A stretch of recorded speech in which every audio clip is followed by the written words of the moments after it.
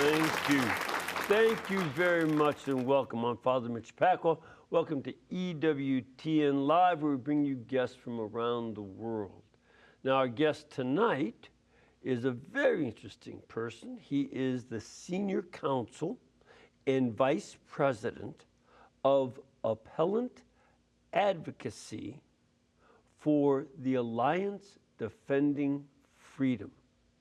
This is the largest public interest law firm in the world, and they are dedicated to defending religious freedom, free speech, parental rights, marriage and family, and the right to life.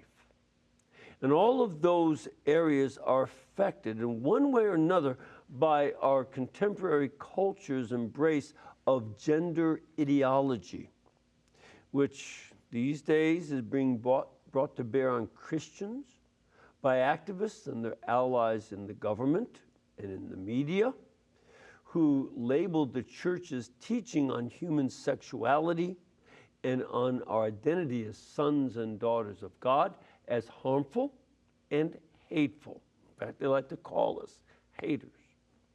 Our guest says that the best way to counter those arguments is through Christian love coupled with authentic compassion. So please welcome the author of the book, Loving God's Children, The Church and Gender Ideology, Mr. John J. Bursch. John, Thank you, Father. Welcome. Good to have you here with us. Great to be here. You come down from Michigan, is that right? I do, that's right. Good to have you here, very much so. And, you know, this is something that you bring a very important set of skills. Many of us have protested and walked in marches and such over the years, but you actually appear at the Supreme Court, at state legislatures, I assume, state Supreme Courts, local courts, and you defend our rights by using the law which proclaims those rights. Is that correct? Fair summary? That's exactly right. And you know, what's important for people to understand is that the lawyers do have an important job, because we keep the door open so that you can exercise those rights. Yes. But what we can't do, although we try sometimes, is to change the culture. And so what I do is to allow people like you and the folks in our audience to be able to speak freely, to be able to live their faith in their businesses and in the public square, and not just keep it hidden at church or at home. They have to be able to live it publicly. And so my job is to allow that freedom to happen, to flourish, so that others can take the church's message out into the world. I think some folks take freedom of speech for granted. Well, we've got freedom of speech. We can say what we want. But they don't exercise it. And they also take freedom of religion for granted, which is, in the American Constitution, freedom of religion is even more basic than freedom of speech, because it's concerned about what you believe in your heart, what you think in your mind, what you commit yourself to in principle. And before you speak, you have to have those principles. But people, again, take it for granted.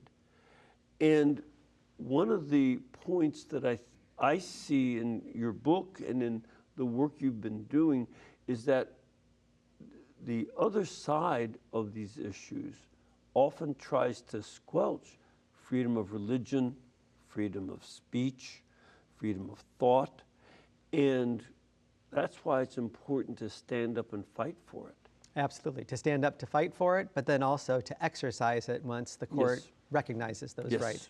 And the whole idea of squelching or censoring speech and religious exercise is exactly the other side's strategy.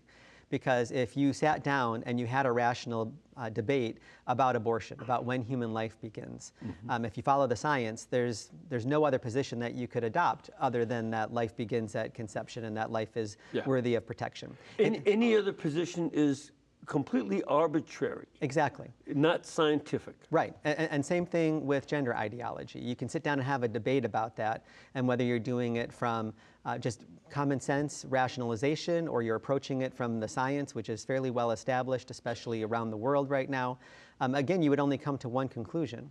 And so for those who are pushing gender ideology in our schools and in our workplaces and on our kids, their only recourse is to try to squelch the other side from being able to speak about it at all. And so that's why you have government officials going to social media to censor views and have people's accounts deleted if they disagree with the government's views on these things.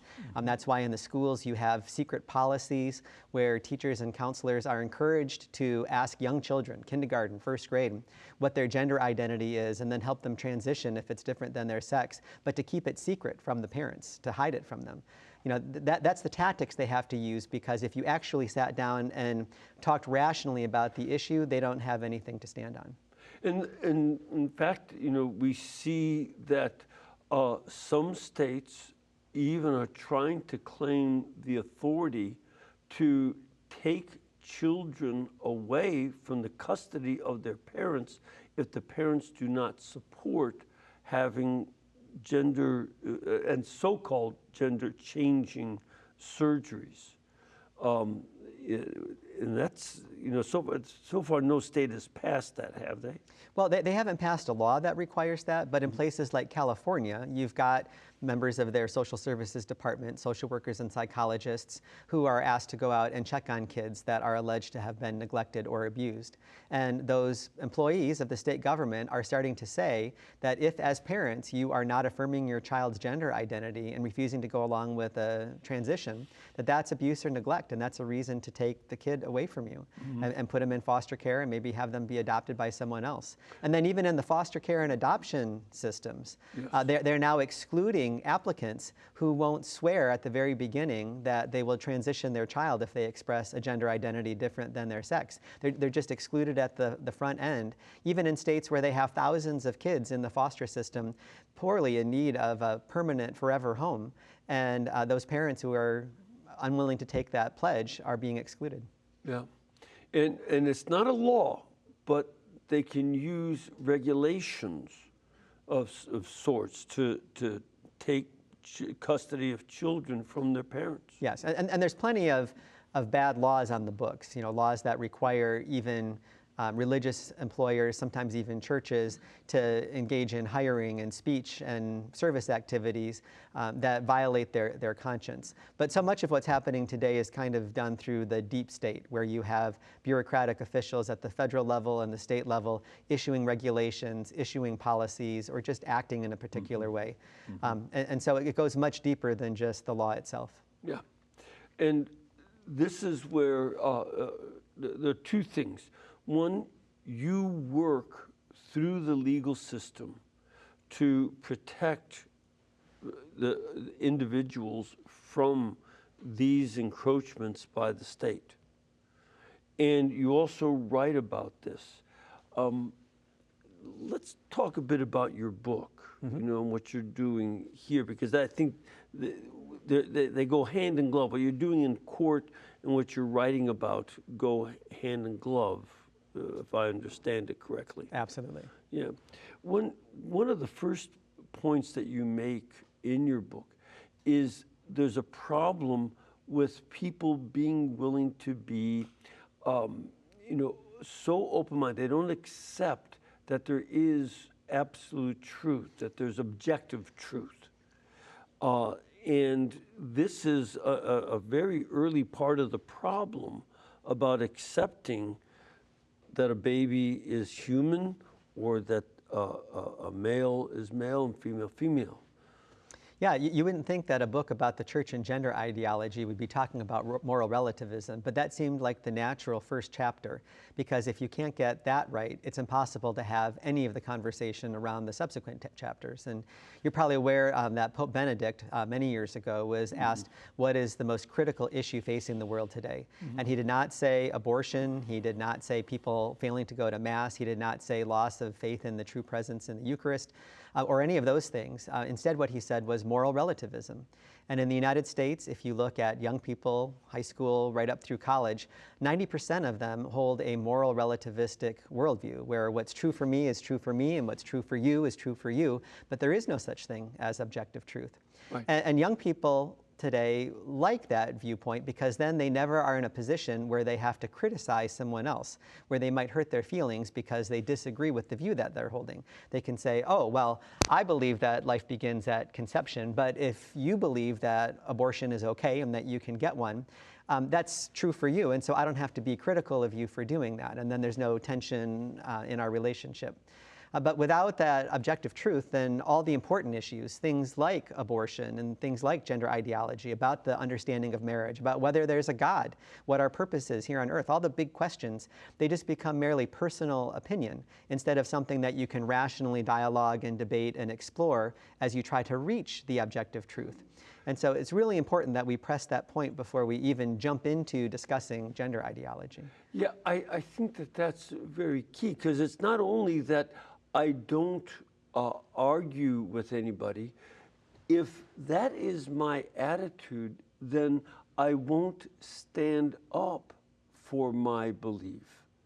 It's not just about arguing against somebody. It's standing by your own principles. And if it's not something that's objective, then why would I set a line in the sand and then say, I have to stand by these principles, even for if my life is at stake? That won't happen in that kind of a world. That's exactly right. That if I won't stand up and speak the truth to someone else who's going down a road of untruth, falsity, lies, that is in conflict with God's plan for their lives, for everybody's lives, then why would I stand up for me when that issue comes up? And you can think about that in the context of someone who goes to college. And maybe that person knows that they shouldn't be drinking to intoxication, especially as a minor. But they don't judge any of their friends who do that and never speak up about that. Well, then one night they're at a party with all of their friends and someone hands her a glass of beer. Well, why would she not drink that if that's what everybody else is doing? Because she's never stood up for what she believes in. And so it's a very slippery slope for any of us who believe in objective truth if we're not willing to speak about it publicly and to make choices in our lives that reflect that truth.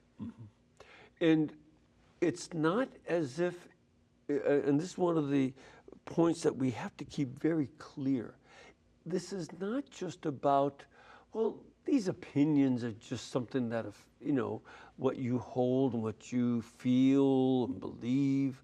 And feeling is one of the things that you criticize, people making a decision on the basis of their feelings. Usually that's not a good basis. But the other issue is that these are life and death issues. The kid who drinks at a party and then drives home can be putting themselves and or their friends in grave danger. Yes. This is not arbitrary. And kids who have, so-called gender-changing surgeries cut their life expectancy in half. That they'll die at half the lifespan of their peers. And this is not just about feelings, it's about life and death in many of these decisions. And it's objective science. We know as a matter of scientific fact that number about the half of the life expectancy. We know as a matter of scientific fact that the best long-term study that's ever been done on this over in Europe shows that among adults who tried to do that transition and become a sex that was different than their natal sex, which isn't really possible, which is something we could talk about, that their suicide rates increased dramatically from about 12 times the general population if you have gender dysphoria to over 19 times the general population if you actually go through all of the puberty blockers and the cross-sex hormones and then finally the surgery. And then accompanying that, higher incidences of mental health issues, loss of bone density, heart trouble, and of course permanent infertility. So if we're not willing to stand up and speak the truth, people go down this road where they're going to be hurting themselves. And that's something, as Christians, that we should never want. And the saddest part of this story are the detransitioners, the ones who had a gender identity different than their sex. They tried that transition, realized that they had made a mistake, and then transitioned back. They're called detransitioners. And the question that they ask most frequently is, why didn't anybody tell me? Yeah. That all these terrible things were going to happen to me, that if I went through this, and that I'll never be able to put my body back together again. So we first of all need to listen to those stories and understand that that's a consequence of following this path. But also it should be what inspires us to be courageous to talk about this issue publicly, because I can't imagine something sadder than being approached by a son or a daughter or a relative or a friend after the fact and saying, you knew, why didn't you tell me? Yeah. You have a quote in your book that I think is appropriate here. You wrote, gender dysphoria is the only mental health condition where society urges individuals to align their bodies with their minds rather than their minds with their bodies. And it has these very serious, often dire and catastrophic effects on bodies. Some bodies don't heal from the surgery. They have ongoing infections. And, to put hormones into a body that are not appropriate for the body is a very dangerous thing to do.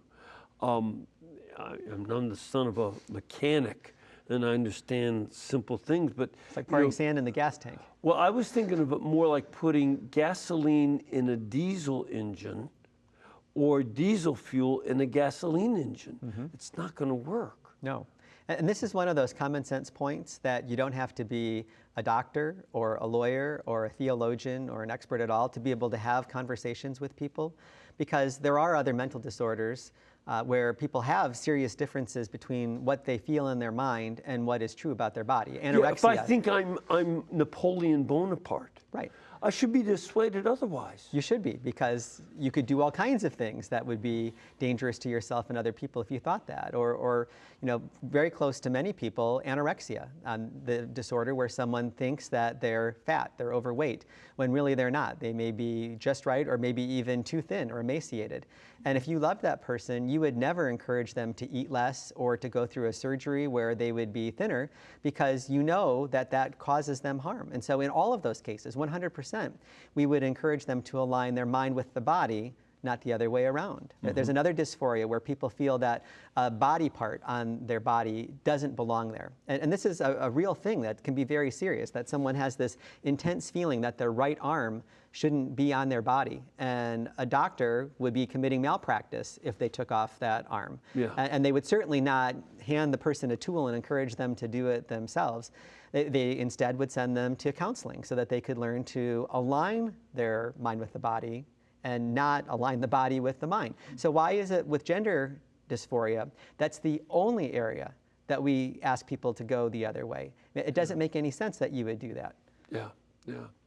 And as a matter of fact, again, another quote I liked very much from Archbishop Carlson in his document on Compassion and Challenge about reflections on gender ideology.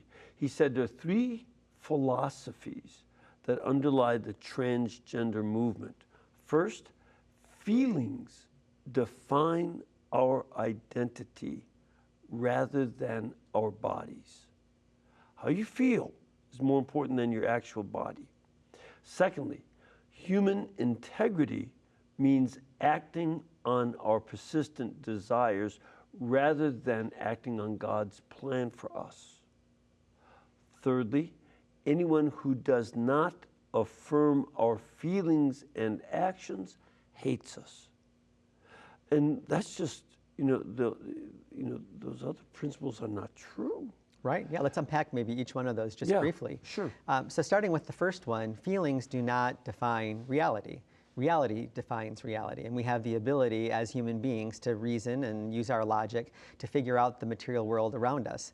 And it makes even less sense in the context of gender ideology, because you're asking sometimes a very young child to try to imagine what it would be like to be the opposite sex, even though they have no idea what that feels like, and then compare their feelings to their stereotypes about what those feelings are. So, in the old days, if there was a girl and she liked playing sports and roughhousing and climbing trees and things like that, we recognized that she was a girl who liked to do those activities. And today they would say, well, because those are stereotypically boy activities, if you feel that way, then you must be a boy. So that doesn't make any sense. No. And so then moving to the second piece, and this is a huge one, that happiness today is defined as doing whatever I want, whenever I want, if it makes me feel good.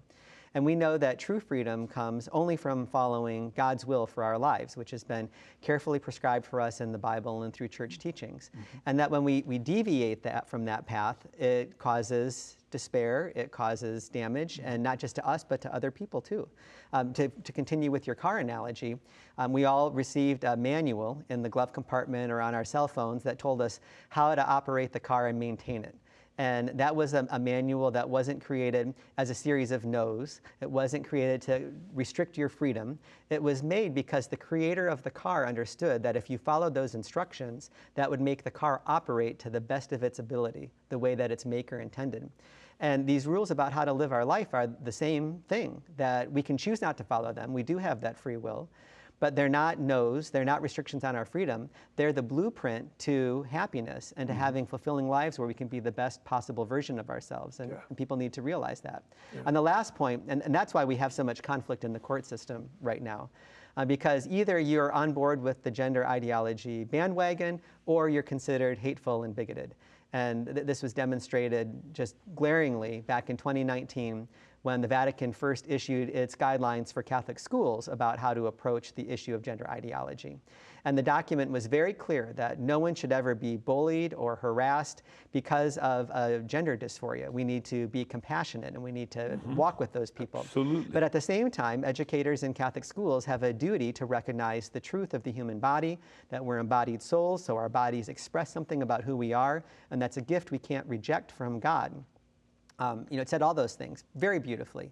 And the response within 2 or 3 days was a New York Times article which said that the Catholic Church's views are hateful and bigoted.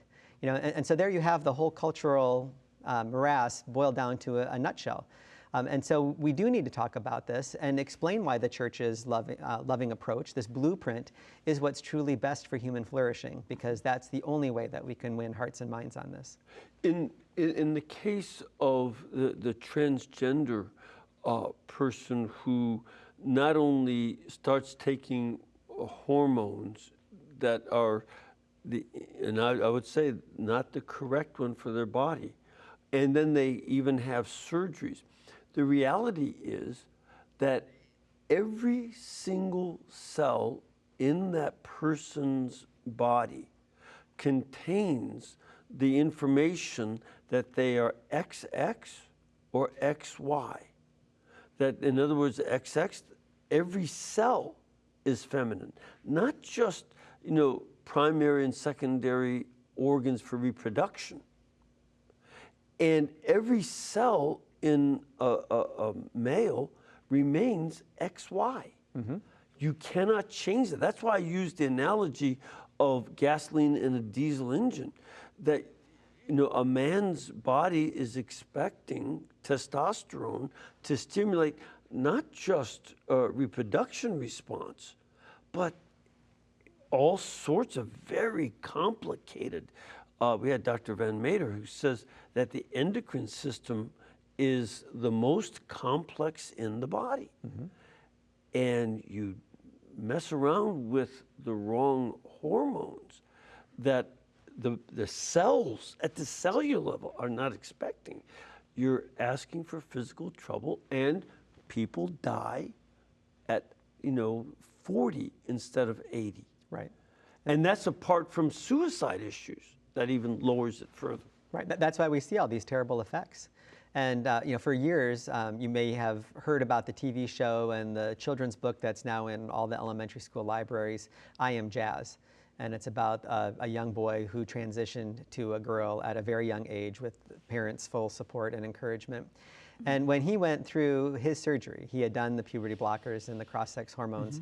The surgery was a terrible experience. And he experienced intense physical pain for several years after the surgery, and is still having medical issues related to that today. But you don't hear much of that being trumpeted on the front page of the New York Times or in other places. You only hear about the success stories and about how happy people are. And because it's a psychological dysphoria, sometimes there is, in the very short term, some psychological relief. So the University of Michigan just announced recently that when they do the breast removal surgeries for women who want to become men, that they did this follow-up study, and everybody was happy. Well, first, only 60% of people responded, and you can guess the 40% who didn't respond most likely didn't have a good experience, or they wouldn't be calling, or they would have responded to the survey. But in addition to that, you have to look at these things over long periods of time. That's why that European long-term study is the gold standard, because it looked at this over a 20 to 30-year period. And just like putting the wrong type of gas in the engine, it doesn't matter how you identify the engine, ultimately that's going to cause problems and things will break down. And yet, the activists are encouraging this intervention at younger and younger ages. In California, it's built into the curriculum starting at kindergarten to start asking kids about their feelings about gender identity. And there was a famous article that the AP published several years ago now, where a supposed expert on gender ideology said that if you had a baby girl and she was trying to pull the barrette out of her hair, that was her trying to tell you that she's actually a boy. I mean, just absolute nonsense. And yet, the inmates running the asylum are the ones running the gender clinics and encouraging people to go through this. And it's a huge moneymaker for them. There's lots of money in cross-sex hormones and puberty blockers. Those surgeries can cost up to $70,000, and now they're persuading governments and employers to cover them through insurance. So, they don't have any reason to stop that gravy train.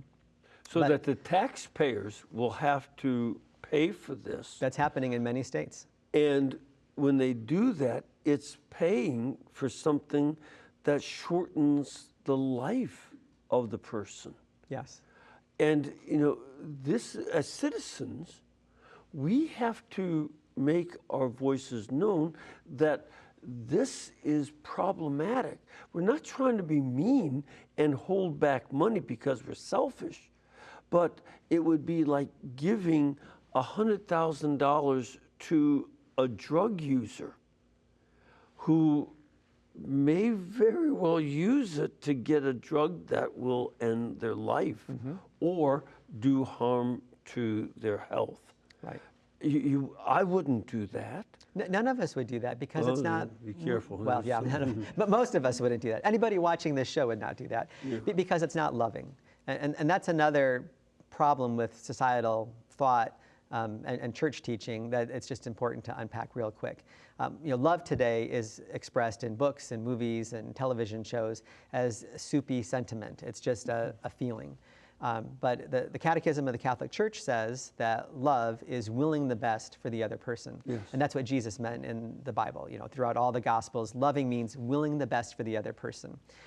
And again, you have children, you have a number of children, and other people in our audience have children. And, kids do go through difficulties. You might have a kid who just absolutely loves baseball and would do anything possible to play, but they're no good. You can love the game, but you may not be a good athlete. And the disappointment of that fact, some things you can make up for, some things you can't. Do you say, well, I'll just dress you up in baseball uniforms and because you identify as a baseball player, even though no team is going to hire you? Right, a loving parent. That wouldn't make good sense. You help a child work through these images that they have of themselves and then the reality. Right, exactly. Because a loving parent would not encourage a delusion, and especially a delusion that causes harm. Yes. So if you had a child who desperately wanted to touch the hot stove, That's what they wanted more than anything else in the world. Yes. A loving parent would still never do that because they understand an objective truth the child doesn't, that if they touch the stove, they're going to get burned and they could be severely hurt. And if they love them, if they want what's best for them, they're not going to let them do it simply because they want to, because they think it'll make them feel better about themselves. Of course, they would protect them. Yes. And we need to do the same thing here. Yeah, yeah. And some of the effects of this are showing up in courts. As a matter of fact, just a couple days ago, there was a case that concerned Alabama that came up. It was in the 11th Circuit Court of Appeals that they struck down an injunction against Alabama's Vulnerable Child Protection Act. Do you know much about that? I do. We actually filed an amicus brief, a friend of the court brief in that case, to explain the medical science behind Alabama's law. And Alabama is one of quite a number of states now which have passed these laws. And they say that doctors aren't allowed to give puberty blockers or cross-sex hormones or surgery to minors because of the long-term dangers and also because there's no demonstrated benefit from a medical or psychological perspective. And those were immediately challenged by gender activists. They said that these states were taking away both minors but also their parents' rights to have their kids go through these treatments. And in the district courts, that's where cases start, the laws were immediately enjoined in a number of places. The activists are really good at finding places where judges are willing to go along with their point of view, whatever the law might be. So the Alabama case went to the 11th Circuit. Another 2 injunctions involving Tennessee and Kentucky both went to the 6th Circuit. And in both of those instances, the federal appeals court set aside the injunction and said that the law could go into effect while they continued to litigate the case because the laws that had been enacted were within the purview of the legislature and seemed correct. So that was great. Let me quote Judge Barbara Lagoa. Yes, she wrote the opinion for the Alabama case. Exactly, and she said, and I quote, "This unproven, poorly studied series of interventions results in numerous harmful effects for minors, as well as risks of effects simply unknown due to the new and experimental nature of these interventions." So the puberty blockers would be a very important thing. Right. You block puberty in a child, it's not just the sexual development. The growth of the child is affected by that. Right. And growth on so many levels, you know, height, strength, muscle, all these different elements are affected, and you don't know what that is. Right. And to be clear about puberty blockers, there is a valid use for puberty blockers. There's something called precocious puberty, where for social reasons or other reasons, a child starts to go through puberty at an age where they're not ready yet, you know, say at 7 or 8 years old instead of 11 or 12 years old. And so puberty blockers are effective for those types of kids, and then they take them off those drugs so that they can go and have a normal puberty. It's being used to help them have a healthy body. But this use for the gender dysphoria is an off-label use. It's never been studied or approved by the Food and Drug Administration as something that's safe to administer to children. And it's doing the exact opposite of helping them have a healthy sexual development. It's trying to prevent their healthy sexual development, even at ages where they should be having increased bone density and increased height, increased musculature, increased maturity of the brain, and all those types of things. And so that's why it's not a surprise to us when we look at Europe. And Europe, people need to understand, that was really where the transgender affirmation medicine movement started. Yes. So in places like the UK and Finland and Sweden. They were the first ones to try all this about 20 years ago. And now every single one of them is reversing course. And they're saying, we're not going to do this for minors anymore because there's no proven health benefit, just like the judge said. And in many cases, it's making things worse. And that's why it's so sad that here in the United States, the American Medical Association and other national medical organizations, pediatric doctors, they're ignoring the best evidence that we have available about what this is doing to our children, because they have their own political agenda. You know, in the same way they didn't speak out against tobacco back in the day. Yeah, exactly. As a matter of fact, medical doctors used to be on the commercials for some of the cigarette brands. I remember that. Yes. When I was a little kid, they had doctors smoking, saying, "This is good for you." I don't know. As a kid, we called them cancer sticks, and that was back in the 1950s. Look, if you want to find out more information on the work of the Alliance Defending Freedom, go to adflegal.org. adflegal.org. You can find out a lot more what they're doing. I've heard a speech by the former president of the organization last winter, and that's why we made this contact, because folks need to know more about what's happening and what the law can do to change. We're going to take a break. We'll be back in a couple of minutes, so please stay with us.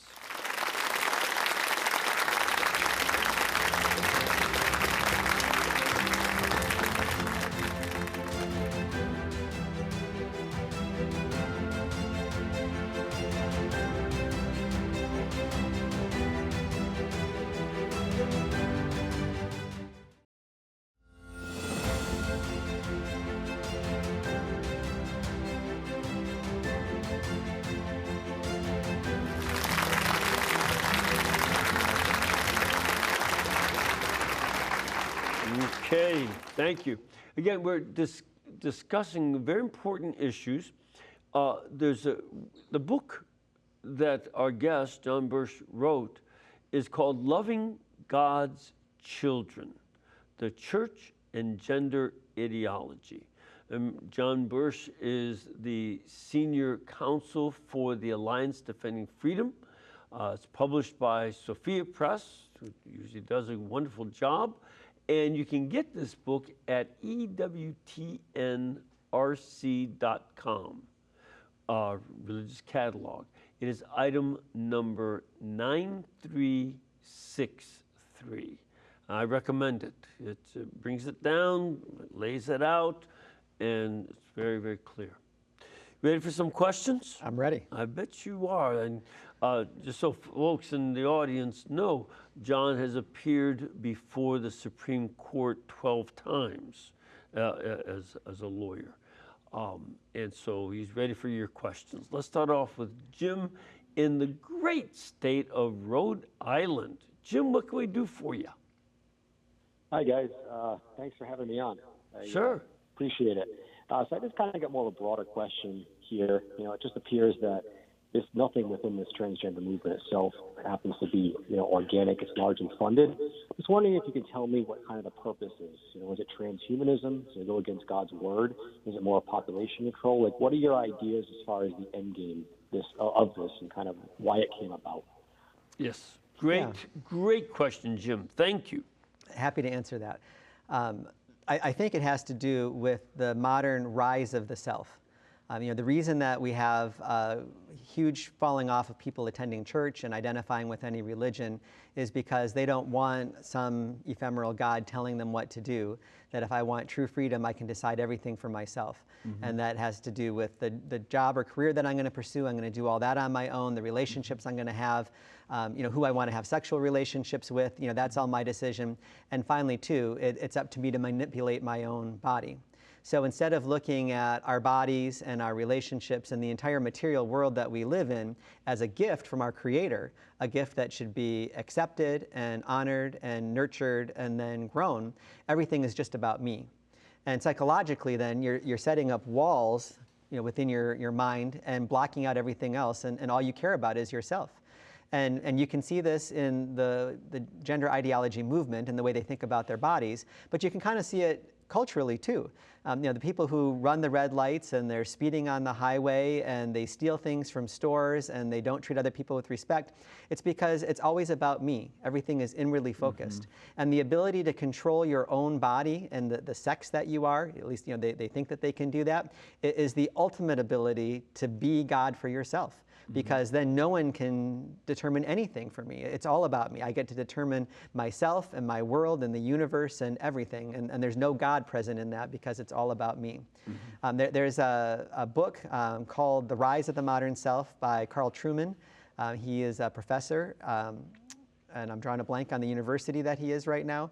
But it's an excellent book that talks about how our modern culture has moved in that direction. And that's one of the things as Christians that it's incredibly important for us to do, is to remind people that God does have a plan for our lives and that it's not all about us, that some things are bigger than us and we need to recognize that and be grateful for it.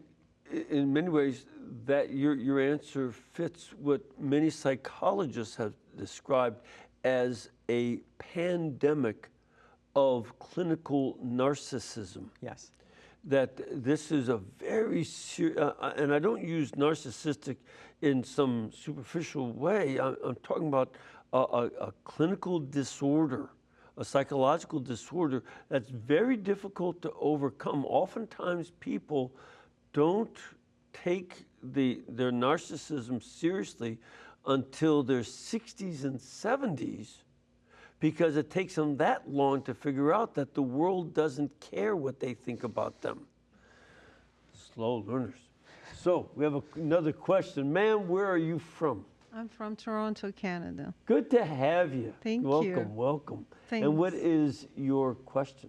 Thank you for taking my question. The question is, if we have age limit for, say, drinking if it is 18, for driving if it is 16, why don't we have any age limit in such a destructive field, like the people that they're playing God, basically?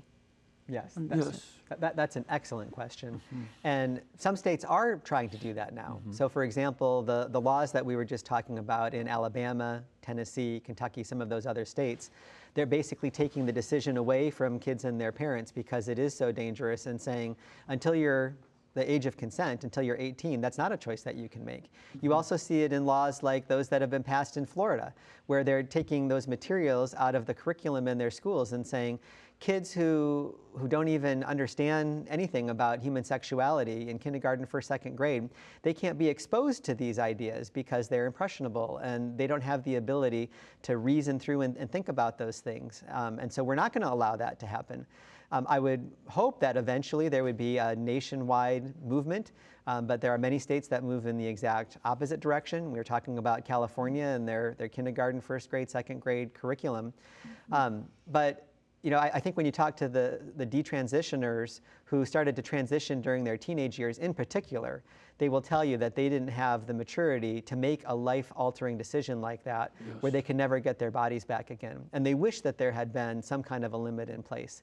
And it makes no sense why we won't even let someone vote until they turn 18, and yet we'll allow them to completely disfigure their body and go through surgeries that will mutilate them permanently. And so that folks also understand, at least one of the reasons given for encouraging puberty blockers and very early hormone treatments is to prevent the body of a person from taking the shape that would naturally occur in a boy or a girl, so that, for instance, the squaring off of the facial structure that happens more often in males would be prevented. They would have a more rounded face, and other features would be prevented so that they would look more like the cultural expectations, anyway, of the opposite sex. And that's why they try to do it so early. But that desire to have a certain look won't matter if you don't live very long to have it anyway. Right. So because you're messing around with it. So that's one of the other issues at Yeah, stake. and maybe just stay with that before the next question, because there are two other issues with that too. And one we've already talked about, that the body is coded with DNA and chromosomes that will tell the body whether it's male or female, no matter whether you start puberty blockers and cross-sex hormones at a young age or not. And so you can't ever reconcile those two things. That's why Right. we have to align the mind with the body, not the other way around. The other thing, and this is very serious, the studies show that for kids who are experiencing dysphoria when they're in their adolescent and teenage years, if they're just left on their own and they're not affirmed, 80 to 95% of them will naturally resolve their mind with their body. But if you start to affirm them, if you start using preferred pronouns and you allow them to dress as the opposite sex and you allow them to participate on the opposite sex sports team and send them to the opposite sex's shower or locker room, then nearly 100% of those kids will persist with their dysphoria, continue to have the mental anxiety, and then go down this road of medical treatment. And so I'm often asked the question, well, what about pronouns? Why can't we just use someone's preferred pronouns? Isn't that the loving, respectful thing to do? Well, as soon as you're doing that, you're affirming them and you're sending them down one road of this fork. And it's a road that leads to misery and long-term harm as opposed to the one that leads to flourishing. So even there, we can't give in, and certainly can't give in when it comes to the puberty blockers and the cross-sex hormones. It's just devastating.